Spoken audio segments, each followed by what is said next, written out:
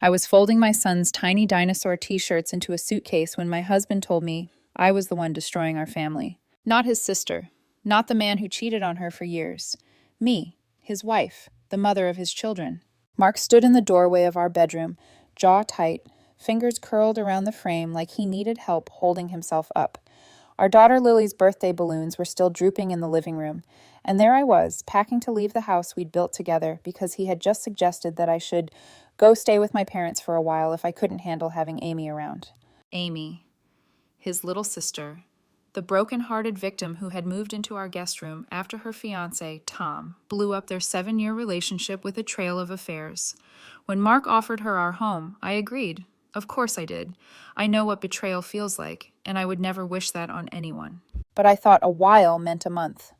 2, max. Not 6 months of walking on eggshells in my own kitchen. Not my 4-year-old asking why Aunt Amy cried at dinner again. Not my husband disappearing from his own child's birthday party to comfort his sister while I hosted alone. Now Amy's mascara-stained coffee mugs were permanent fixtures in my sink, her clothes draped over my couch, her grief pouring into every corner of our life. And somehow when I finally said, "This can't go on like this," I became the villain. I zipped the suitcase and felt my throat burn. I loved my husband. I loved the life we'd built, our messy little house, our routines, our late-night whispers about the future.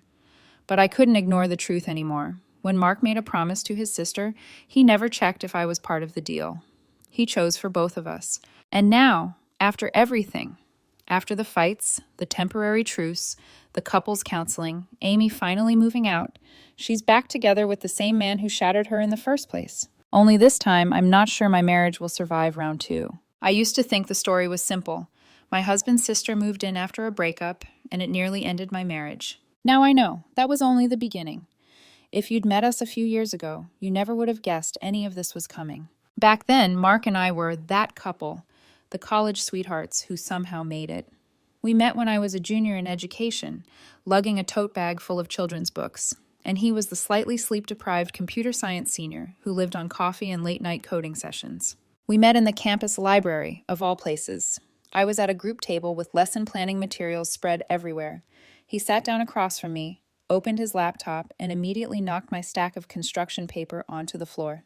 "Nice entrance," I teased, gathering the papers. He flushed. "Sorry, I'm Mark, professional chaos incarnate." Somehow, that clumsy moment turned into shared coffee breaks, then shared walks back to our apartments, then study dates at a tiny coffee shop near campus. The same coffee shop where, years later, we would sit like strangers trying to save a marriage that felt like it was slipping between our fingers. Back then, though, it was easy. He'd talk about algorithms, and I'd talk about preschoolers, and we'd joke that his future code and my future classroom would both crash without us. I met his family within a few months. His parents were warm, the kind of people who hugged you too long and insisted you were family now after one dinner. And then there was Amy. Amy was 20 at the time, all eyeliner and messy ponytails, halfway through her own design program.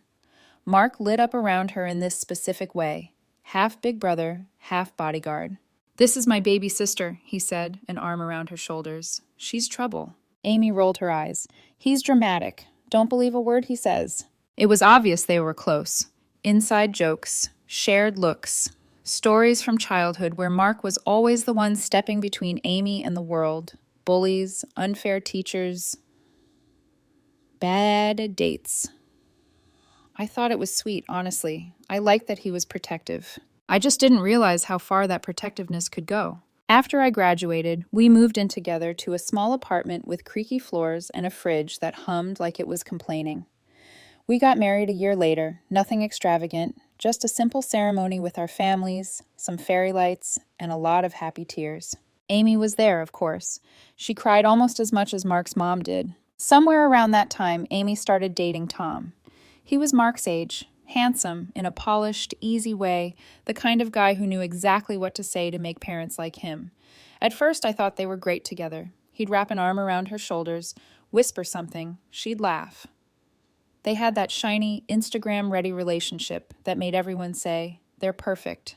They stayed together for years, through Amy's graduation, her first graphic design job, my pregnancy with Lily. I remember one holiday dinner where Tom stood up to make a toast. To the future, he said, raising his glass. His hand rested on Amy's shoulder, his thumb absently stroking her collarbone.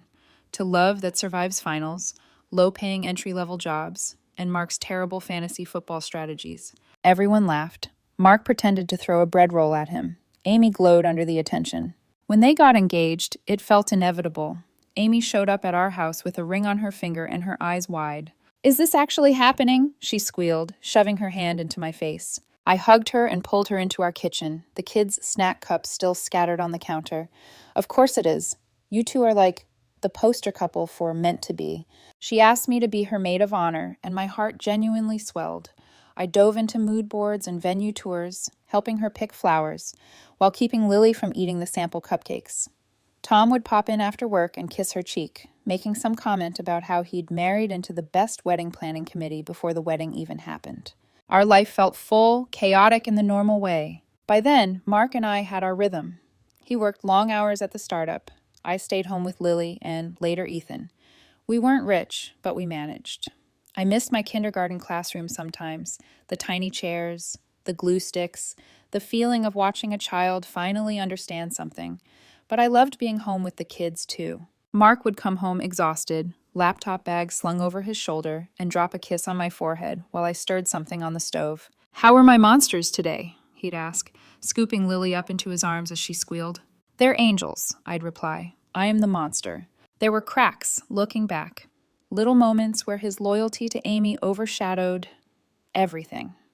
Like the time she called at midnight crying over a fight with Tom and he left our bed without hesitation, drove 40 minutes to her apartment, and missed Ethan's pediatrician appointment the next morning because he was too tired. Or when he brushed off my frustration with, "She's fragile, you know that. She needs me." I told myself this was what good families did. They showed up. They overgave. They worked it out. I didn't yet understand the difference between support and sacrifice that nobody agreed to. That lesson would come later, after everything blew up. The first real crack, one I couldn't ignore, appeared on a Tuesday morning in early spring. Lily was drawing suns and stick figures on the living room floor. Ethan was chewing on a stack of wooden blocks, and I was halfway through folding laundry when Mark called from work. "Can Amy come over tonight?" he asked, voice tight. "Of course," I said automatically, imagining a casual dinner, maybe a venting session. "Is everything okay?" A pause, too long. "No," he said quietly. "Tom cheated on her." I froze, my hands stilled on the warm laundry pile. "What? When? How did she—" "She found messages," he cut in. "Multiple women, 2 years. His voice broke a little. "I need to go. She's a mess." He hung up before I could say anything else. That evening, Amy arrived at our door looking like someone had extinguished the light in her. Her hair was scraped into a bun that looked like it had lost the will to hold itself together. Her eyes were puffy, nose red, fingers trembling. She walked straight into my arms before I could even speak. "He never loved me," she sobbed into my shoulder. 7 years, and he never— Hey, I held her tighter, feeling her ribs shake under my hands. "You don't deserve this. Not any of it." Mark hovered behind her, jaw clenched, anger radiating off him like heat from asphalt in July. "I should have warned her," he muttered. I looked up sharply. "Warned her? What do you mean?" But he just shook his head, eyes darting away. I didn't know it then, but that one sentence, those 5 quiet words, were the seed for everything that came later. At first, Amy's stay felt temporary, understandable. Her apartment was suffocating her with memories, half-finished wedding crafts, a closet full of dresses she planned to wear as Tom's wife, bottles of champagne chilling in anticipation of a future that evaporated overnight. "Just a few days," she whispered as she curled up on our guest bed the first night. I can't be alone right now." I tucked the blanket around her. "Stay as long as you need." I meant it, at the time. But a few days became a week, then 2, then a month, then 2 months. And suddenly, her toothbrush lived next to mine and Mark's on the bathroom counter. Little things began stacking on top of each other, like stones slowly building into a wall. And Amy started waking up late and wandering through the house in oversized t-shirts, her hair unbrushed, eyes hollow. Her graphic design work began slipping. Deadlines passed. Clients complained. She'd burst into tears without warning, while loading the dishwasher, while watching kids' cartoons with Lily, while I was chopping vegetables. She'd leave half-eaten bowls of cereal on the table, laundry draped over the couch, makeup wipes on the bathroom sink. At first, I absorbed it all, cleaned around her, comforted her, made space for her emotional storm. But storms that don't move eventually flood everything. One afternoon, Lily tugged on my shirt and whispered, "Mommy, why is Aunt Amy always sad? Did I do something bad?" My heart cracked. "No, baby, it's not you. It's grown-up stuff." She nodded solemnly, not understanding, only knowing enough to worry. I tried talking to Mark gently at first. "Maybe we should encourage her to look for a new apartment soon," I suggested one night as we lay in bed. Mark stiffened. "Are you saying she's a burden?" "No, I'm saying she's hurting. And our home, it's not helping her heal. She needs space to rebuild her life." "She needs us," he insisted. "She's barely functioning." "Yes," I whispered, "but I'm barely functioning too." He didn't answer. He rolled onto his side, away from me. That became a pattern, me expressing concern, him taking it as criticism. "You don't understand the bond I have with her," he said once, voice sharp. "I'm not asking you to abandon her," I replied quietly. "I'm asking you to stand with me too." But he didn't hear that part. Or maybe he did. He just didn't want to. The tension simmered. It hid under polite conversations, beneath carefully timed smiles, around the edges of rooms where we pretended everything was fine. Then came Lily's birthday. A simple celebration. A few friends, a few family members, a plan. Amy volunteered to bake the cake. "Are you sure?" I asked gently. "It's a big job. I can take care of it." "No, no," she insisted, wiping her nose. "Let me do something right for once." I wanted to believe her. But the morning of the party, when I walked downstairs, I found Amy in the kitchen, surrounded by a battlefield of flour and eggs, the oven door open to reveal a charred, collapsed cake. She was sobbing, a raw, wrenching sound that made both kids cry upstairs. I rushed to comfort her, all while trying to calm Lily, grab my car keys, soothe Ethan, and salvage the party. Mark spent most of this celebration upstairs with his sister while I played hostess, entertainer, referee, and exhausted mother all at once. That's when something inside me shifted. Tiny fractures I'd been ignoring suddenly aligned into a single, undeniable truth. Our house wasn't ours anymore. Our marriage wasn't ours anymore. Our decisions weren't ours anymore. Everything was about Amy. And when I finally said something out loud, when I finally whispered, "I think it's time we talk about her moving forward," Mark didn't react with frustration or hurt. He reacted with betrayal. That's when the ground beneath my marriage began to truly shake. The night it all blew up started quietly, too quietly. The kind of quiet that feels like a held breath, like the air knows something your heart hasn't caught up to yet. Lily and Ethan were finally asleep after a long sugar crash evening from the birthday party. The balloons drooped in sad clusters around the living room. The leftover food sat untouched on the counter. My feet ached, my head throbbed, and my shoulders felt permanently tightened from carrying the weight of pretending everything was fine. Mark came downstairs after tucking Amy into the guest room again. Again. He rubbed his temples as he walked into the kitchen. "She's really upset," he murmured, like I hadn't spent the entire day cleaning up after her emotional wreckage. I took a slow breath. "Mark, we need to talk." He stiffened immediately, sensing the shift. "About what?" "You know what?" He dragged a hand through his hair. "Not this again." "Yes, this again." My voice was calm, steady, not angry, just tired. Bone tired. "We've been living like this for months. The kids are confused. I'm overwhelmed. Amy needs support, yes, but this isn't sustainable." "She's my sister," he snapped. "I'm not kicking her out when she's grieving a 7-year relationship." "I'm not asking you to kick her out," I said firmly. "I'm asking you to set a plan, a timeline, something to help her get back on her feet instead of letting her fall deeper into this spiral." Mark slammed the fridge door shut. "You don't understand what she's going through." I blinked, stunned by the cruelty of that sentence. "I don't understand what heartbreak feels like?" I whispered.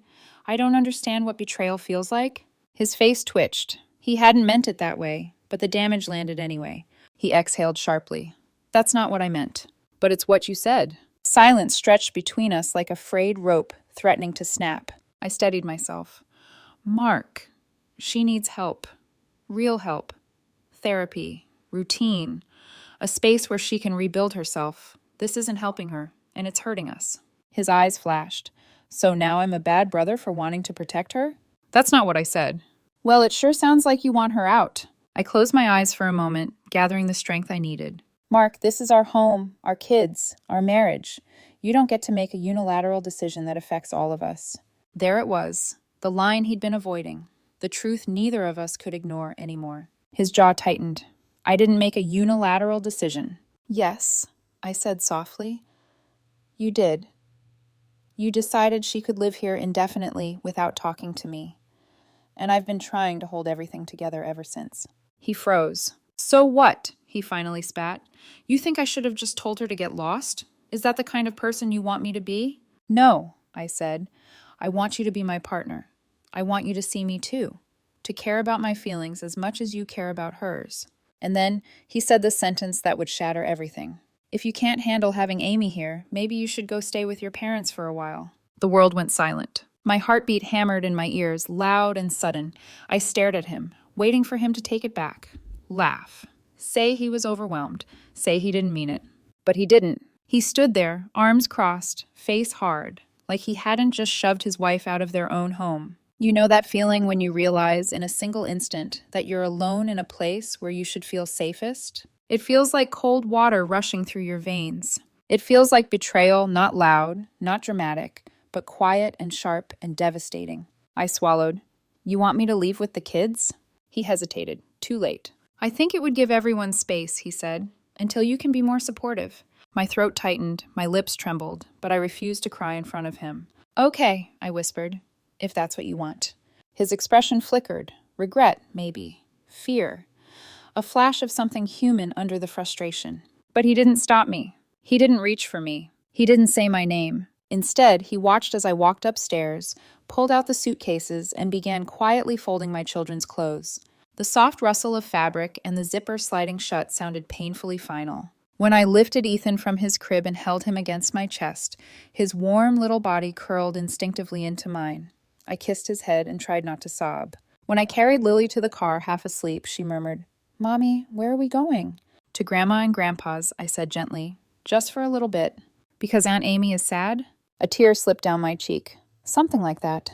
I strapped her in, shut the door, and stood in the driveway for one long moment. Mark was still inside. He didn't come out, not even to say goodbye. That was the moment I realized my marriage was in real danger. Not because of Amy's heartbreak, or her messes, or the stress, but because my husband had stopped seeing me as his partner. He saw me as the obstacle. And obstacles are easier to push away than to understand. The first night at my parents' house felt surreal, like stepping sideways out of my own life and landing in a place where everything looked familiar, but nothing felt right. My childhood bedroom was still painted the same pale yellow, the walls dotted with old picture frames and glow-in-the-dark stars I'd stuck up as a teenager, but now it held a pack-and-play for Ethan, a borrowed mattress on the floor for Lily, and a version of me I barely recognized. My mom sat with me on the bed after we settled the kids. She didn't ask questions, just wrapped her arms around me the way she used to when I had bad dreams. And when I finally spoke, it came out in one shattered breath. He told me to leave, Mom. Her arms tightened. Oh, honey. I buried my face in my hands. Not explicitly, but close enough. He said maybe I should stay here until I can be more supportive. My voice cracked, like I'm the problem. My mom stroked my hair gently. You are not the problem. But my thoughts spiraled in loud, panicked loops. Was I being unfair? Was I too rigid, too demanding? Was I asking too much when I said I couldn't keep carrying the emotional weight of his sister's heartbreak? I replayed that night over and over in my head. The kitchen lights, the balloons from Lily's party, the look on Mark's face, not angry, not cruel, but set, like he'd already made up his mind long before the words left his mouth. I had felt small in that moment, smaller than I had felt in years.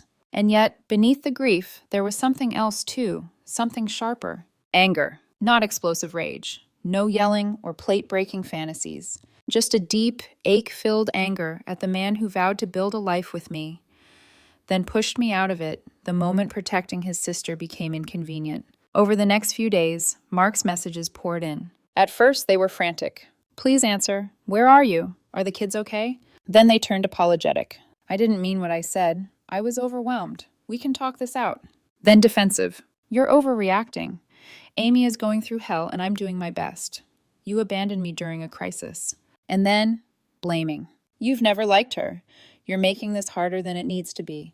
Why can't you just be supportive for once? Each new message made my stomach twist tighter. I'd left because he told me to. Now he was acting like I'd taken the kids hostage. Not once did he ask how I felt, whether I was okay, whether the kids were confused or scared or overwhelmed. It was all about Amy and his guilt and my supposed lack of empathy. I love empathy. I built my career on empathy. I left a job I adored to raise our children because I believed in being present, being patient, being the mother I wanted to be. But somewhere in the last 6 months, I'd forgotten to be empathetic toward myself. On the fourth night away from home, I sat on the floor with a cup of chamomile tea, watching Lily sleep, her small hand curled around her stuffed rabbit, her shoulders rising and falling with each soft breath. How many nights had she heard Amy crying downstairs? How many nights had she watched Mark disappear into the guest room to comfort someone else? How many nights did she see me pushing my own needs down so far they barely surfaced? For the first time in months, Lily looked peaceful. No tension around her eyes. No questions about why Aunt Amy was sad. No clinging to my leg because the house felt too loud emotionally, even in silence. Something inside me loosened. I whispered into the dim room, I'm allowed to need peace too. But peace didn't mean I didn't grieve. One moment I'd feel clear and steady, like I was doing the right thing, and the next I'd dissolve into tears, afraid this fracture in our marriage might never fully close. My parents gave me space, my mom cooked comfort meals, my dad repaired a loose hinge on the bedroom door just to keep busy, glancing at me with soft concern he didn't know how to express. I journaled. I cried in the shower. I held Ethan longer than usual. I stroked Lily's hair each night until she fell asleep. And I asked myself questions I never thought I'd ask. When did Mark stop choosing me? When did my voice stop mattering? If he could push me out once, what's stopping him from doing it again? More importantly, what does it mean for our marriage if I'm the only one fighting for balance? By the end of the week, something inside me crystallized, not cold, not harsh, but solid. I wasn't going back to a house where my needs were negotiable. I wasn't going back to a marriage where my feelings ranked below someone else's crisis.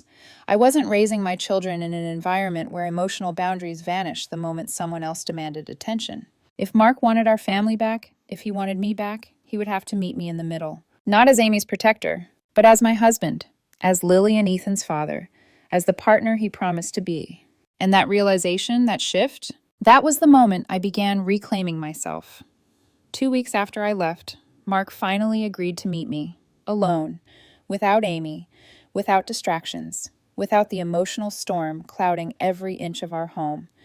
We chose the coffee shop where we used to have our campus study dates, the same place where he once confessed he wanted to marry me someday.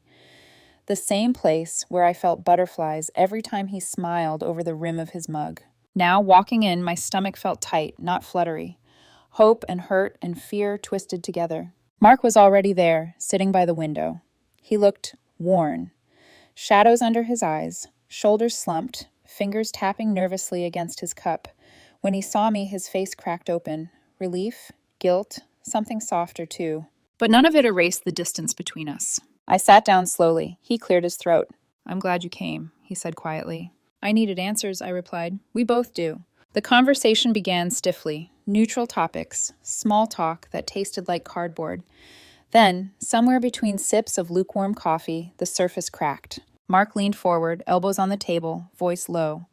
I should have talked to you before offering Amy the guest room. You should have, I said evenly. But that's not what broke us. His brow furrowed. Then what did? You telling me to leave? The words hung between us like a weight. Mark winced. I didn't mean it the way it sounded. But you said it, I replied. And you meant it enough in the moment that you didn't take it back. He looked down at his hands. I know, I'm sorry. I waited. I needed more than just an apology spoken into a coffee cup. Finally, he exhaled hard. I found out about Tom's cheating months before Amy did. My breath caught. What? I overheard him bragging at a bar with some coworkers. He was drunk and laughing about how many women he'd slept with while dating her. I confronted him privately, but he brushed me off. I wanted to tell Amy, I really did, but I didn't know how. I didn't want to break her heart. I thought he'd stop and get his act together. He pressed his hands to his face, and when she found out in the worst way possible, I felt responsible, like I'd failed her. And then when she broke down and needed a place to go, I panicked. I tried to fix everything by overcompensating.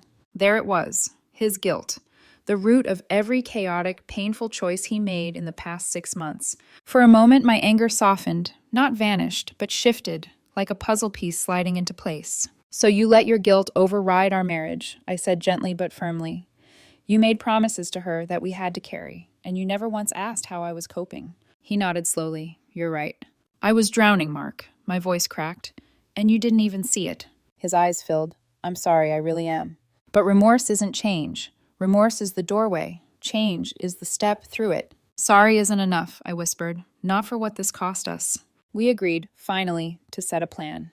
And then Amy would have 3 months to move out. We would help her financially with her first month's rent. But our home would no longer be her endless safety net. And Mark would be responsible for enforcing boundaries, not me. It was progress. Enough progress that I agreed to come home, with conditions. Back at home, the first days were tense. Amy tiptoed around me, unusually quiet, almost overly polite. She straightened her messes, cleaned up after herself, helped with the kids, but her presence still felt heavy, like a reminder of how fragile my marriage had become. Then came the next escalation. One evening, as I chopped vegetables for dinner, Amy wandered in, holding her phone. Her face was lit with a strange mix of fear and hope. I have news," she said hesitantly. I put the knife down. "Okay." She bit her lip. "Tom reached out. He wants to meet, just to talk." My entire body tensed. "Amy, are you thinking about going back to him?" She looked away. People can change. The knife slipped in my hand. I didn't cut myself, but I felt the panic in my bones. Mark walked in at that exact moment. When he heard, he exploded. "No, absolutely not. You're not going back to that cheating piece of—" "Don't call him that," she shouted. "You don't know how I feel." "I know he cheated on you for 2 years," he yelled back. "People make mistakes," she cried. "So you're just going to let him do it again?" "You don't get to control my life, Mark." Their voices rose, overlapping, sharp enough to make the kids cry in the living room.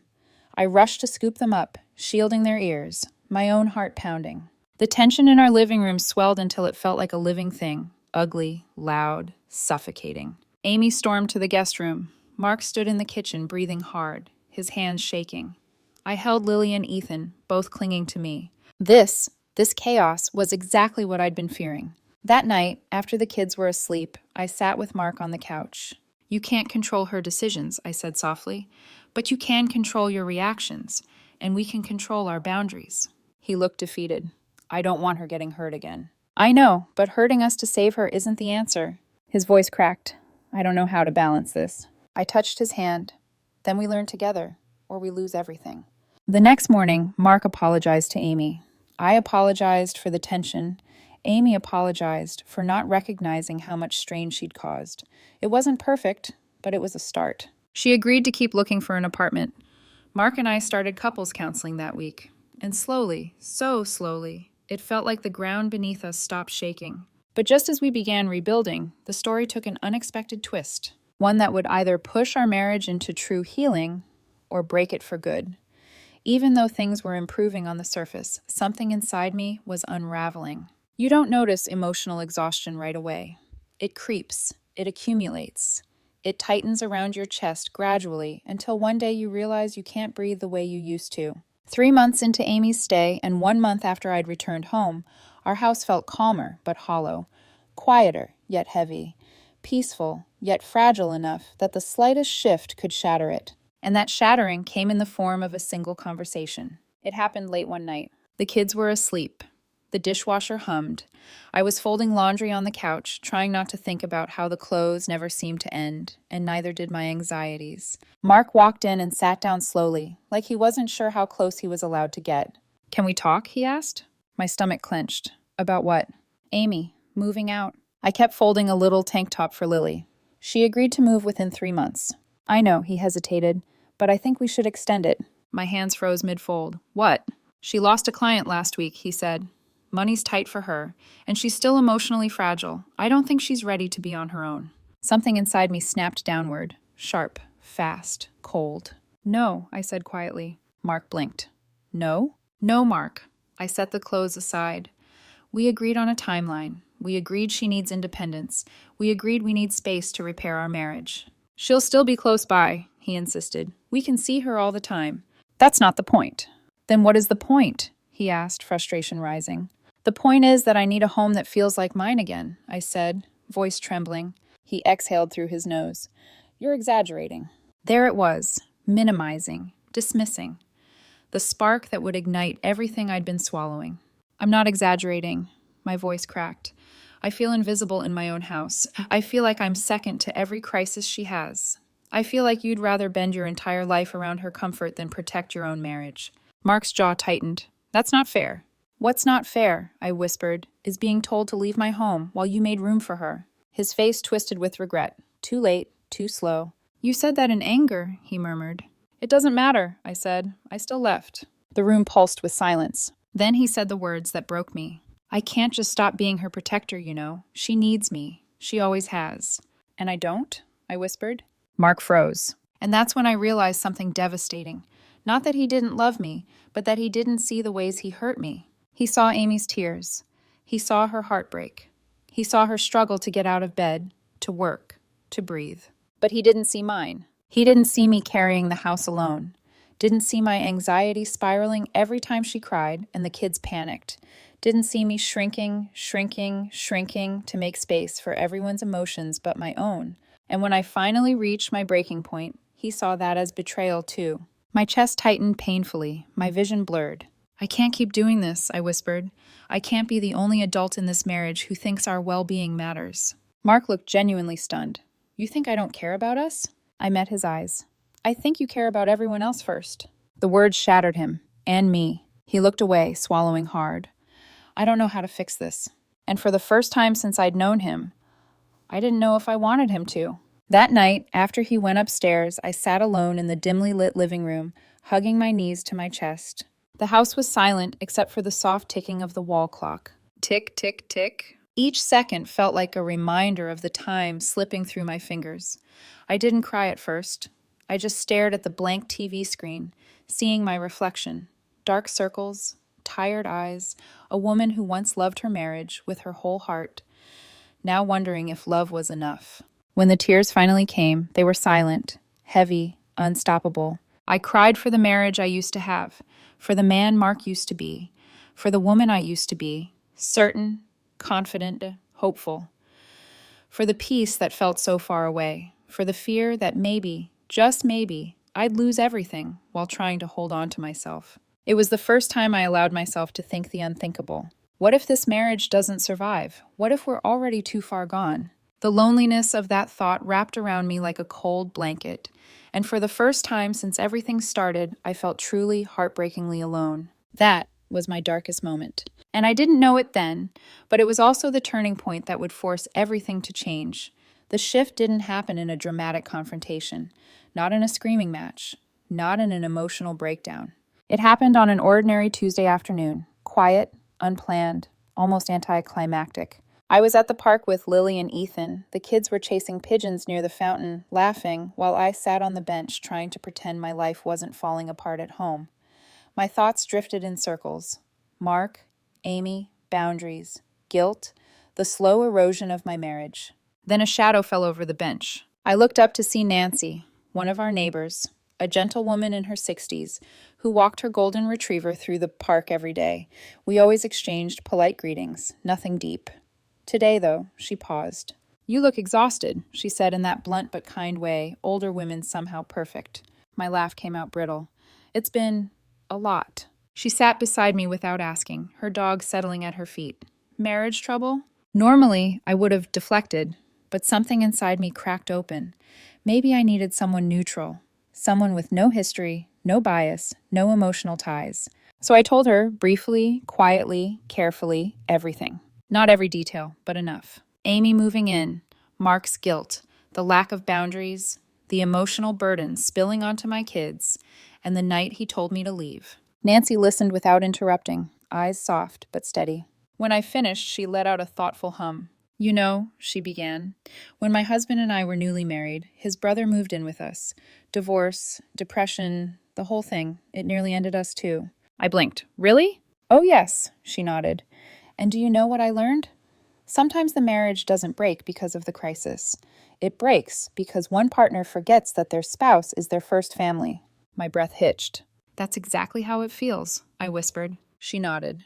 Your husband sounds like a good man. Flawed, overwhelmed, misguided, but good.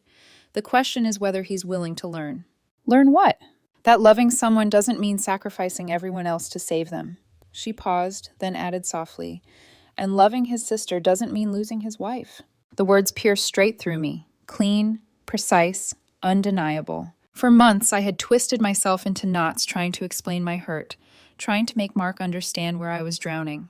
But hearing Nancy say it so plainly made everything click into place. I wasn't the problem. I wasn't unreasonable. I wasn't asking too much. I was asking for a healthy marriage. And it was the first time I truly believed I deserved one. When I got home that evening, Mark was in the kitchen, stirring a pot of pasta, with the stiffness of someone who'd practiced the gesture 100 times while waiting. He glanced up, uncertain. "We need to talk," I said. He set the spoon down slowly. "Yeah, okay." We sat at the table, no yelling, no defensiveness, no heat. Just two exhausted people, finally ready to stop running from the truth. "I can't do this anymore," I began. "Not like this." Mark swallowed hard. "I know. You've been protecting Amy from everything," I continued, "but you haven't protected our marriage. You haven't protected me.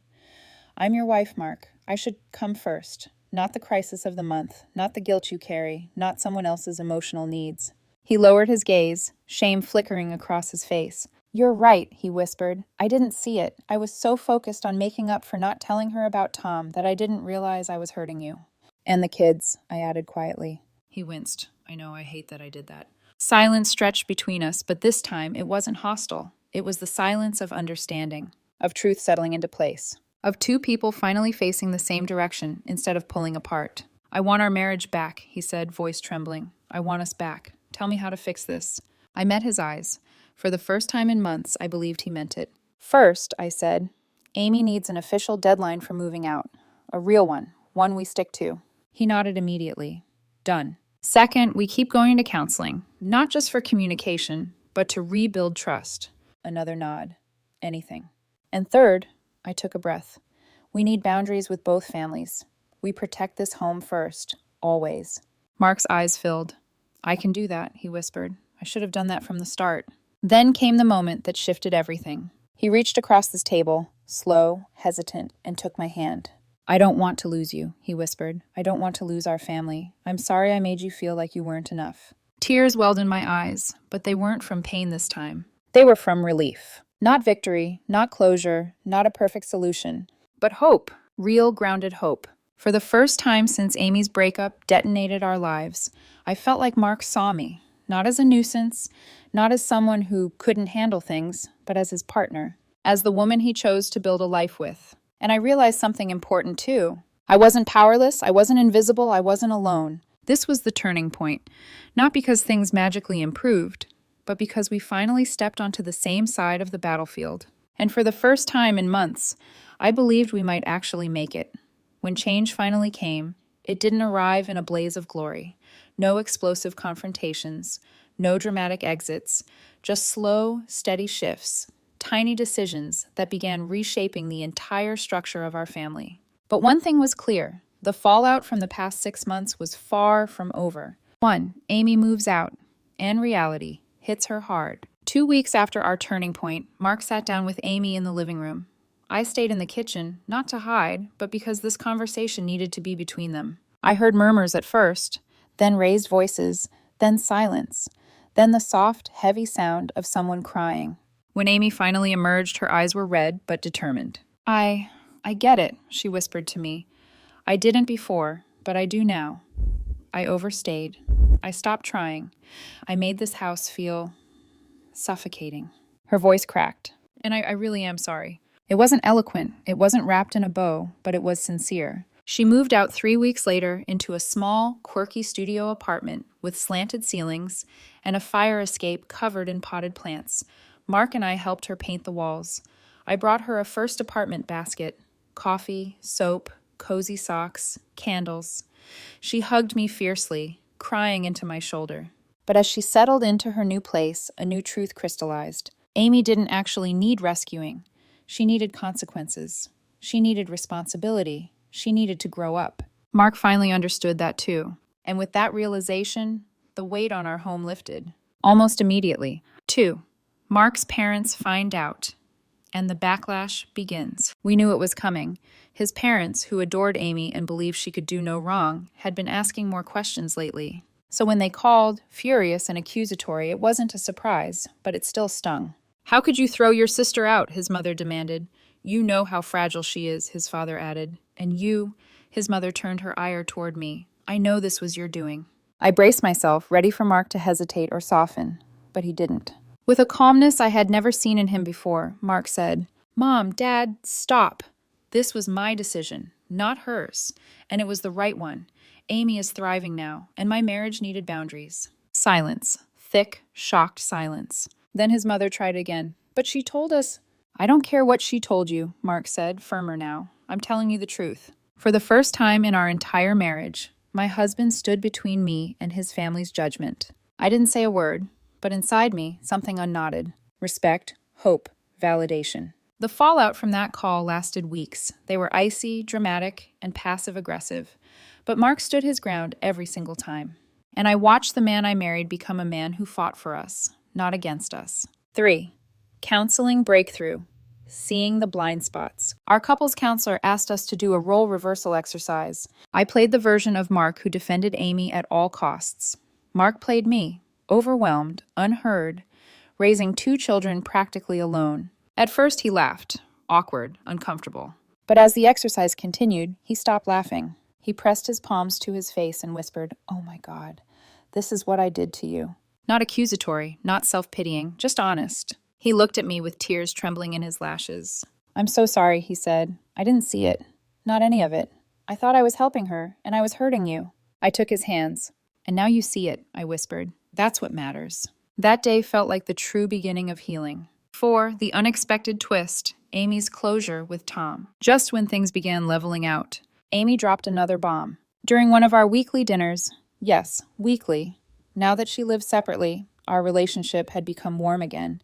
She casually said, "Oh, by the way, I met Tom for closure." Mark nearly choked on his pasta. I froze mid-sip. "You what?" Mark asked, voice dangerously calm. "We talked," Amy said, shrugging. "I needed answers. I needed to look him in the eyes and see if the love I thought I had was real." "And?" I asked quietly. Amy took a deep breath. "He apologized, genuinely. But I realized something." She looked between both of us. "I wasn't sad because I lost him. I was sad because I lost the future I'd imagined." "And now?" I asked. She smiled, small but real. "Now I don't want either, him or that old version of my life." Mark's shoulders sagged with relief. And for the first time since her breakup, Amy looked like a woman. Not a wounded child, not a dependent sister, but a woman standing on her own feet. Her closure with Tom wasn't the twist that ruined us. It was the twist that freed us. 5. A new rhythm for our family. The fallout was real, but it paved the way for something better. A. Mark consulted me on every family decision, big or small. He stopped disappearing emotionally whenever Amy had a problem. He checked in with me, regularly, intentionally. We rebuilt intimacy slowly, carefully. Our home became peaceful again. No tiptoeing, no emotional explosions. And the kids, they blossomed. Lily stopped asking why Aunt Amy was always crying. Ethan started sleeping through the night again. Our evenings became calm, predictable, safe. It wasn't perfect, not yet, but it was ours again.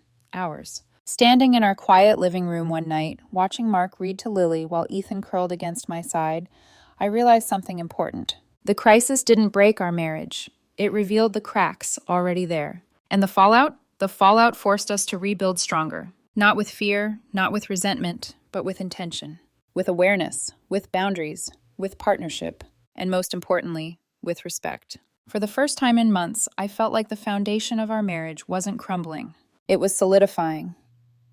6 months after the worst period of our marriage, I found myself standing in our backyard on a soft spring afternoon, watching Lily chase bubbles while Ethan toddled after her. The sun was warm. The air smelled like fresh-cut grass. And for the first time in what felt like forever, I felt peace, real peace.